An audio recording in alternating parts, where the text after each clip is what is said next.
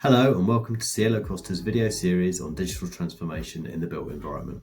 We talk to industry leaders and experts about some of the unique challenges in the sector, from legacy digital and physical infrastructure to complex regulatory requirements to the many AI, software and PropTech solutions that are on offer.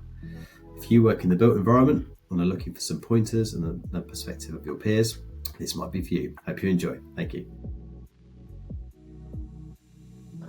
Cool. All right. Well, today we're joined by Andrew Knight, the Global Data and Tech Lead at the Royal Institution of Chartered Surveyors, otherwise known as RICS, a leading membership body who work across the built and natural environment. Andrew's been there for 14 years, I think. Andrew, would you like to just introduce yourself and say a little bit about yourself and your role within RICS? Yeah, thanks, Ollie, and thanks for having me on for this conversation. Yeah, as you said, I've been at RICS for 14 years. I'm not a chartered surveyor by profession. My background is more kind of commercial IT and technology. But after 14 years, unless you've kind of walked around the building with your eyes shut and your ears closed, it's very hard not to learn an awful lot about the built and natural environment. I've done a number of roles across the organisation, but currently I work within our kind of thought leadership and analytics part of the organisation, really looking at the effect of AI, data and tech right across that built and natural environment, how that affects our CPD requirements for our members, the sort of training, the kind of knowledge they need, and the impact on roles and the profession indeed looking forward. So really exciting role. Huge amount going on. RICS, as you mentioned, we're a member organisation, but we also set and regulate standards. And whilst the majority of our members, probably 60% are based in the UK, we then have our members working right across the world. So it's a global profession as well as obviously very focused on our members in the UK. Great. Thanks, Andrew, for that introduction. When we were talking about what the discussion points today, we were actually coming back to there's so much going on in technology at the moment with AI and everything else. There's a lot to choose from. And actually, we talked about the importance of taking a step back from a business perspective and actually talking about ROI and actually what can technology do to drive business performance. So we're going to talk a bit more about today about delivering ROI and how technology can drive commercial success for companies in the built environment. So I think that's a really interesting area to talk about. I think before we get into that, just from your point of view and for clarity for people who aren't directly in this space, what exactly is the built environment in terms of the industries and the types of companies that work in that area? Yeah, it's good that we cover this off because there can be a danger, and I think particularly with terms like PropTech, that people can get a slightly narrow view, particularly given what the RICS profession represents, of how broad the practice areas and firms and individuals are across the built and indeed the natural environment. And I always talk about the fact that if we look at what RICS members do, apart from being architects, they're involved in every part of that built environment. And really, if you start off and think about land use, rural land, planning and development, construction, the brokerage and agency of building, valuation of buildings, building surveying, building operation, building maintenance. And also, if you add the kind of other dimensions of the different kind of asset types, I've obviously mentioned land itself and thinking of land use, but you've got residential, you've got commercial, you've got the alternative commercial asset types now of things like senior living and self-storage and data centres. You've got infrastructure, railways, tunnels, bridges. So you've got a huge range of asset types that our members in the profession work with, and they have to do that right across that whole asset cycle, from a brown greenfield rural setting all the way through to demolition and end of use and circular economy. And you've also got to add in that other dimension, in the sense that you've got, like any profession, some very large household name firms working in all those sectors, but then through SMEs, micro businesses, people working for local central government and other project sponsors. So it's a very multi-dimensional space in terms of the size of firms and the practice areas that they work on and the assets that they work on. Absolutely. So it's quite a diverse and complex space in terms of those different stakeholders and companies and businesses that work within it. And I think we'll come back to that a bit more in a moment. But I think before we go into that, actually just stepping back and looking at what we define as a business problem from an ROI point of view, what are business challenges? And from my point of view, I typically think about, finance, time, risk mitigation. So make more money, save money, save time or mitigate risk? And does that align with your perspective if we're talking, just so we're on the same page about what think business so, yeah. challenges are? I think that those are clearly business issues that are quite generic, not only to the built and natural environment, but businesses generally. You want to be more efficient, you want to manage risk out of the business, you want to be more productive, you want to provide better services. I guess also where we look at the built and natural environment with perhaps an additional lens is really the kind of technical issue of the kind of assets we're dealing with, and the fact that actually data and technology can help us to do things we probably couldn't do before.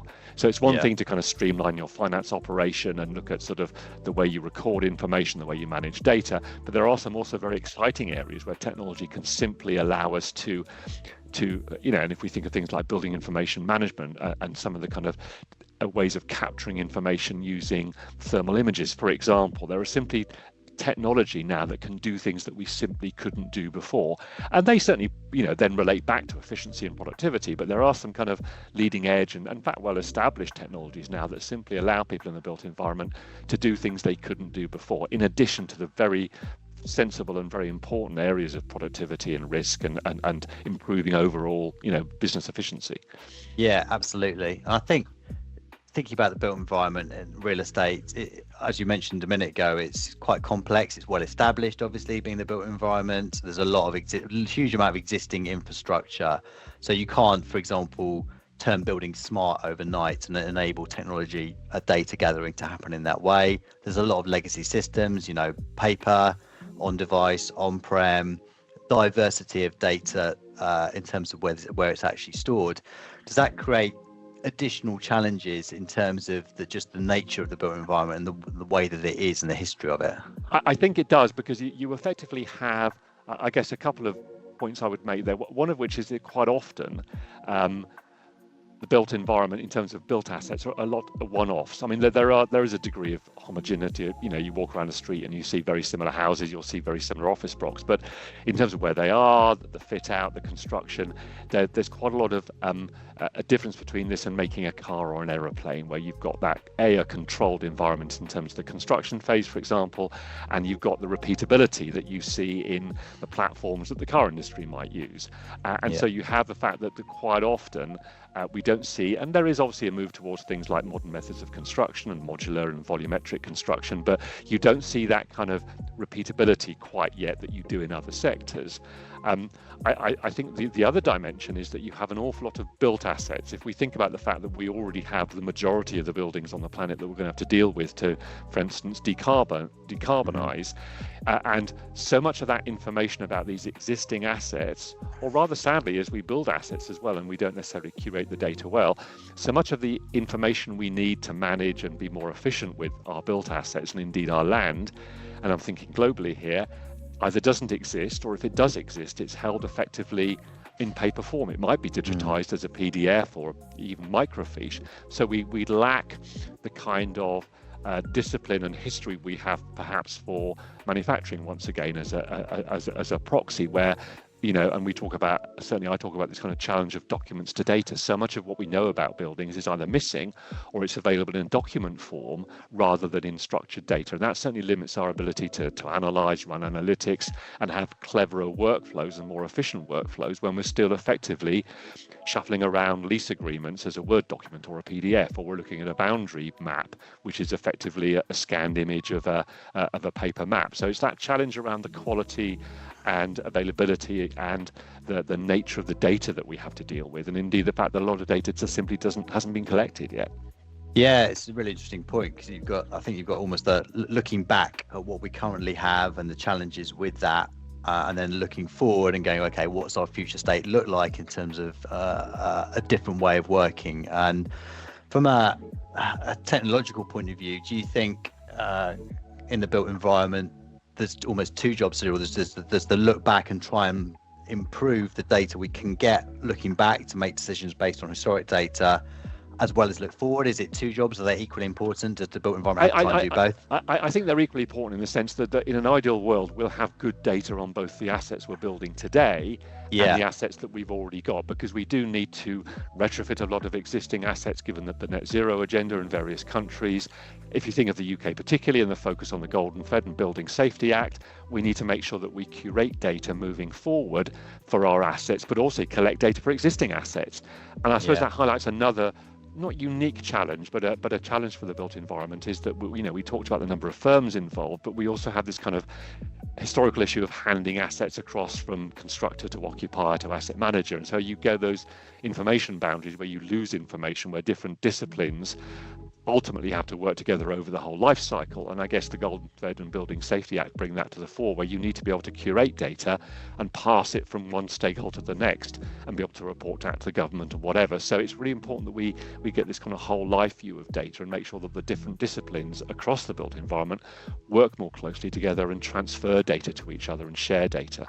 Yeah, it's an interesting point there. You mentioned around sort of regulatory requirements around the Golden Thread, for example. And do you feel that companies working in the built environment, they're being driven by regulatory requirements to make changes, or they're driven by more commercial decision making proactively to going, we need to do this because it's the right thing to do, or is it both? I think it's a mixture of both. I think with any kind of situation like this, it's going to be a mixture of drivers. There'll be a degree of regulatory pressure. Some of that is around obviously reporting for sustainability factors. And if you think of the EU as a jurisdiction, you've obviously got the Building Performance Directive, which will have a really big effect in terms of driving that agenda. Building Safety Act we've mentioned in the UK. So it's always going to be a mixture of that kind of regulatory impact. It's going to be project sponsors asking for information in a more elegant way in terms of the ultimate client who's building and maintaining their assets. And then you will have firms that realize there are opportunities to be more efficient. And depending on your viewpoint, it's become a bit of a cliche that the built environment has lagged behind in terms of productivity gains compared to other sectors. So there is a driver there that hopefully the C-suite realizes that done properly, data and tech and AI is an opportunity here to be more productive, be more efficient, and drive a more productive sector. Yeah, absolutely. I think to drive that performance successfully, we often see that people are a critical part of that, maybe the most important part. And it's not just talking about the IT team, but actually the users of that technology within the business, and sometimes even end users if you're building a customer or partner portal, for example, where external people need to engage with you. And that adds complexity undoubtedly to the sort of adoption and rollout of new technology. And I suppose do you have any thoughts on the best way to get buy-in from those user groups? Is it proof of concept? Is it surveys, like good communication? What are ways to actually get the people and the stakeholders invested in this type of change through tech? Well, I mean, as ever, it's not a tech issue. It's a change management issue. In the same way that you would be thinking about how you might do a major upgrade to your finance system, generically across an organization. You've got to take the people with you. You've got to do proper business analysis to understand really what the actual problem is before you even think about technology. And it is about educating people, making them understand why the change is happening. And as ever, always focusing on the process and those kind of issues before you get too wrapped up in the technology, and really understanding what the real gains will be. And as ever, classic sort of change management, what's in it for them? What's in it for all the people who will be affected by this? They're going to have to invest time.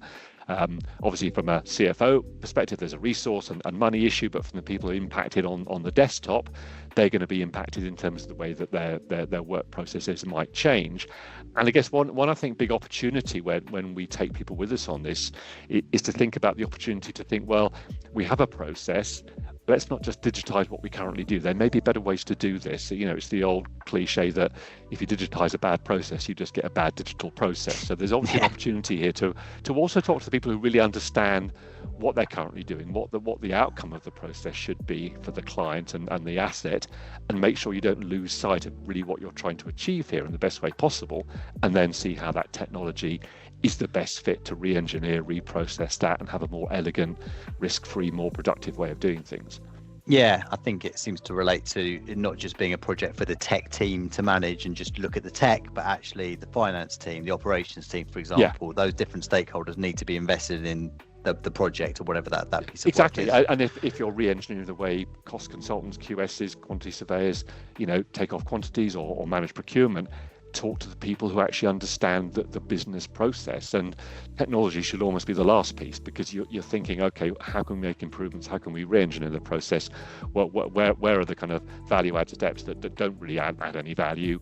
And what are the kind of real issues that people face? Where are the kind of productivity black holes where they're rekeying information, having to massage information, lacking information, and really start with that kind of data and that process picture before you start thinking about a particular technological solution.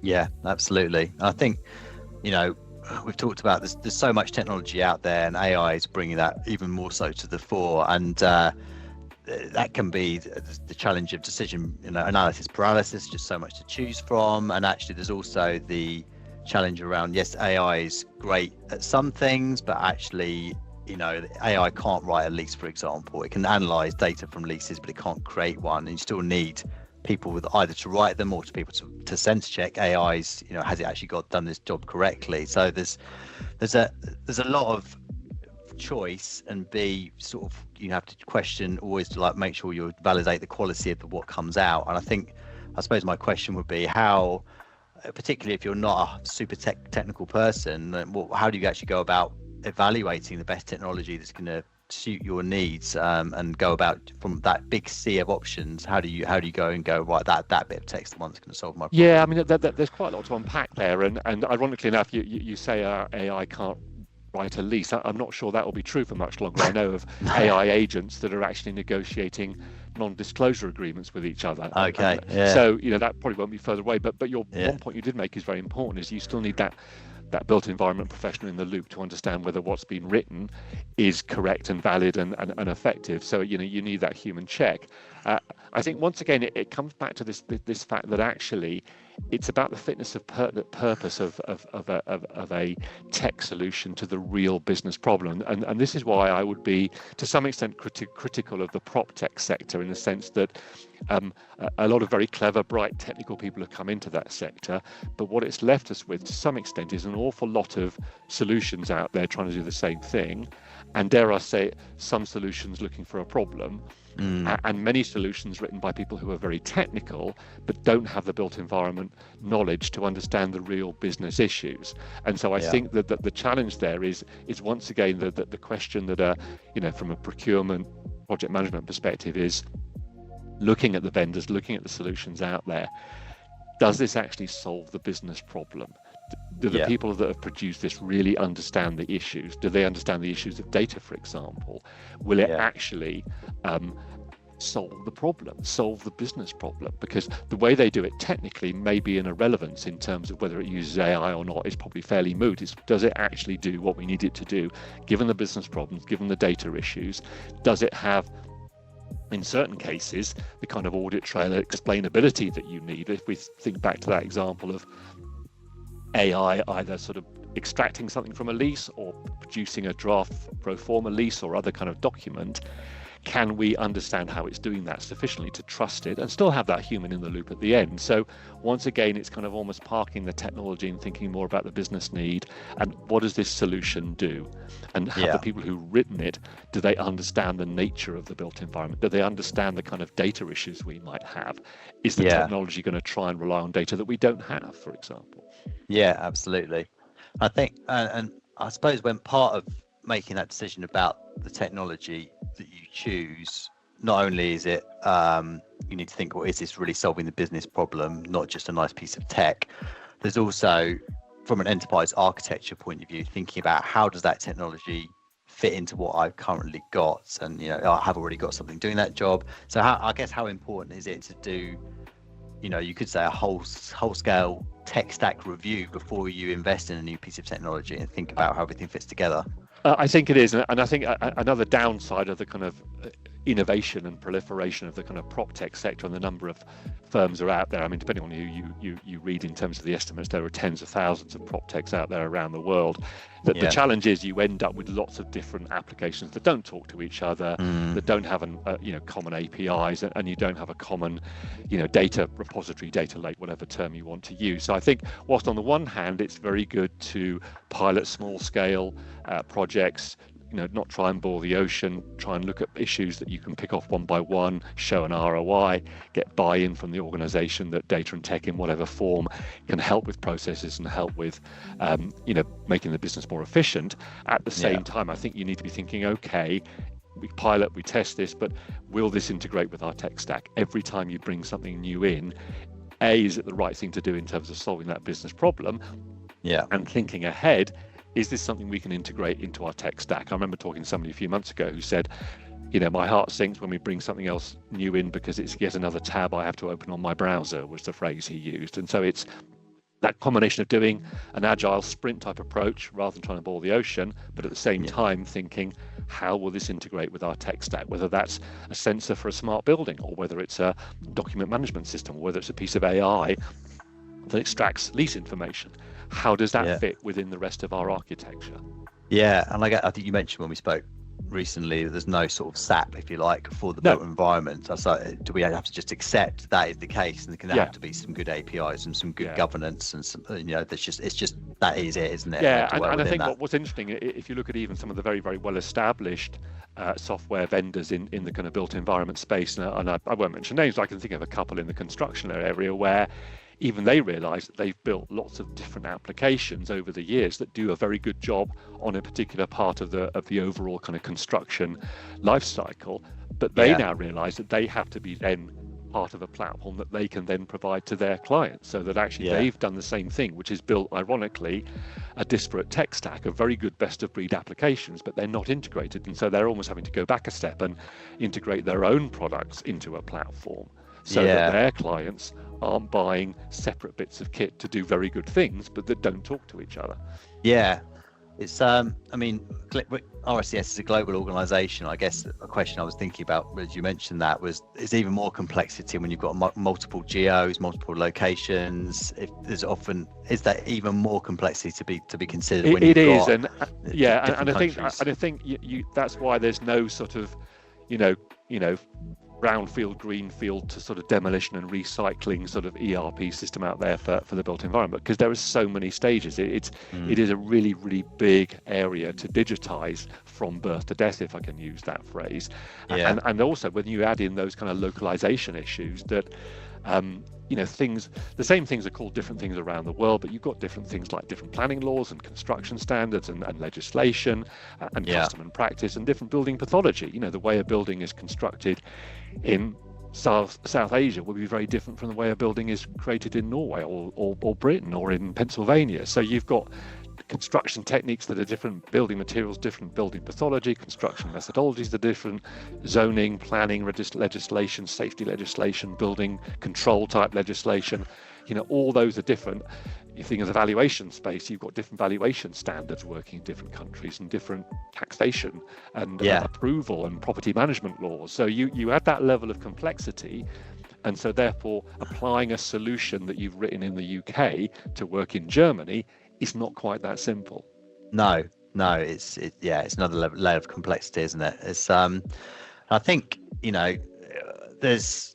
there's a lot going on, there's a lot to choose from, and I suppose sometimes it may feel difficult to know how to get started when you're thinking about, how do I decide what technology can help me to solve my business problems? And I was thinking about, and it'd be great to get your perspective on whether businesses should start strategically, for example, and think, okay, here's my business problem of I've got a revenue target of X percentage growth over the next 3 years, and actually how can technology help me to get there? And that's the sort of big strategic picture. Or is it more going, we've currently got an issue where our health and safety tracking on site is done through bits of paper that are then put into an Excel spreadsheet, and that's all sorts of problems we have of like data management and compliance and security and everything else, and there's a really specific problem there we can solve. So do do you start big and think about the strategic value and then try and build the big business case, or is it easier to just go,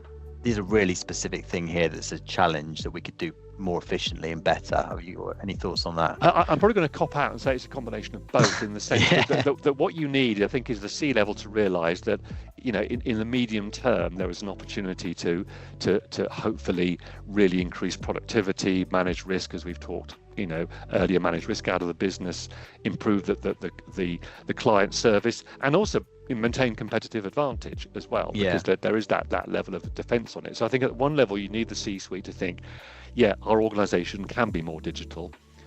We can't do it overnight. We need to think about some, to use the cliche, some tactical low-hanging fruit that can be proof of concepts, that can begin to demonstrate the ROI, and that we can analyze some quick wins in those areas, and do this kind of sprint agile approach with all the kind of issues we've talked at. But I think what you do particularly need, I think, from the top level, is a sense of an overall data strategy of actually what shape is our data in. I talked to a member of a large sort of cost consultancy last week, and we were talking about AI and those kind of topics. And as ever, there's a danger, particularly with all the kind of hype and the zeitgeist over the last couple of years over generative AI, that it's seen as a bit of a silver bullet, perhaps by the C-level, to fix a firm's problems. And of course, unless your data is in a good state, it really isn't going to necessarily help in that broader sense. And once again, the emphasis there is on their data strategy, saying actually, what data do we have? What shape is it in? Is it in silos? How do we produce a data lake? So I think strategically, you do need to think across the organization and think that we need resource, we need teams to work on this, and we need to think particularly about a kind of an organizational wide data strategy. What state is our data in? How do we curate it better and get it into a much better shape to then leverage a digital approach? But then at the bottom end, you need teams going around identifying quick wins, both to get that kind of buy-in, to get the ROI, to show how you can get a machine that can absorb these new pieces of technology, but start with some of the quite prosaic things that you mentioned, perhaps document management in health and safety, use cases that can deliver some really quick wins, get the buy-in at every level of the organization, but not try and boil the ocean. Yeah, absolutely. You mentioned earlier that, historically, that built environment industry companies within there have been seen as somewhat lagging in terms of adopting technology. But are there any subsectors, if you like, within the built environment where you think, that business or that type of business is actually doing quite well, and there's like, where are some good examples? Without, you don't necessarily have to name names, but just where we look at shining lights here. Yeah, I mean, there are lots of shining lights, and I think because the sector is so broad and is so fragmented in terms of size of firm, the disciplines, in every area of the built environment, right across the property life cycle, I can think of shining examples where people are doing really, really good stuff. The challenge for the sector is that that's not broadly trickling down. It's not consistent across the sector. So I can think of, and arguably it might be an extreme case, but if I think of some of the kind of uses of technology and AI in some kind of large pieces of infrastructure like nuclear power, there's some incredibly powerful things going on in terms of the kind of building information modeling, the use of AI to help people on site navigate really complex civil engineering. I can think of some very clever lease abstraction work that's being done using AI, some very clever work that's been done using AI to analyze planning documents when you have really complex planning applications. So there are lots of instances, smart buildings, lots of clever technology optimizing HVAC and producing sort of 40-50% savings on energy costs. So at every point I can think of some very clever technology, people using AI to both fly drones, using computer vision to triage defects on the facades of tall buildings. So there's lots of examples where people are using really good technology to do really, really powerful things. The challenge for the sector is that it's not a consistent piece. And arguably, we have that challenge, like a lot of professions, in making sure that technology can trickle down to the smaller players, the SMEs, and just getting that consistency. And I think the big challenge, which we've kind of talked about earlier, is still this kind of preparation of the data, making sure that we get a better curated set of data for the whole built environment. If you try and buy or sell a house at the moment, most of the data is going to be pretty slow and hard to assemble, for example. Yeah, absolutely. And I was thinking about RICS and your role, your team's role within AI and data and technology. Where do you see, where does RICS try to help your members and the built environment generally? There's a lot of stuff we've talked about earlier. Would you say it's in that area? Yeah, I mean, it's really, Ollie, from a number of points of view. It's obviously educational. Our members, do need to be brought up to speed with what's going on, knowledge and awareness of what's out there from a data and technology point of view. Once again, our members are, predominantly SMEs. Most of our members don't work in the big household name property consultancies or construction firms. So it's helping particularly our sort of SME members understand how best to procure, to understand what's out there, to understand the kind of areas that it can help them run their businesses more profitably. We also do need to look at obviously the kind of CPD and the training offerings we provide. I'm currently technical author on a conduct standard on the responsible use of AI to make sure that our members use AI, but that they do it in a responsible way, that they still provide that reasoned advice, that they still understand the issues around liability, and indeed, as we talked about, checking the information that AI might produce on their behalf and making sure that they can be relied on and still have that professional skepticism, that reasoned advice, because they've looked at the data, they looked at the information, they understand what they're working with, and that they can trust it.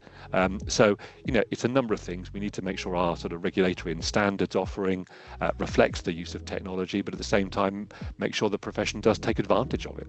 Absolutely. I think something we're talking about our company is just the need to actually just test out AI and keep using it, really. And you won't always get it right, but you've got to give it a go and see what it can do for you and test and learn. I mean, our view is to embrace it. As ever, it's not a silver bullet. There'll be certain tasks that it's very good at, certain tasks that it'll be less good at if you don't have the data, for example, or it's just not suited. And just embrace it. And like any technology, use it when it's appropriate, but don't use it when it's not the right solution. There is a danger that people get into the kind of tech for tech's sake. Tech is a means to an end. It's not an end in itself. Shiny technology is all very lovely, but this is about running profitable, safe businesses and using technology in a responsible way when it delivers what you need and does it at an acceptable ROI. Absolutely. Yeah, and I think that comes back to really where we started off, which was about trying to drive ROI in the business and always start with that business problem first. Think about then how the technology can help you to solve that, and you're really from a good place. Yeah, exactly. Brilliant. Thank you very much for your time, Andrew. That's a really interesting chat. I enjoyed it very much. Hopefully catch up with you soon, and we'll leave it there for today. Indeed. Thanks a lot. Bye-bye.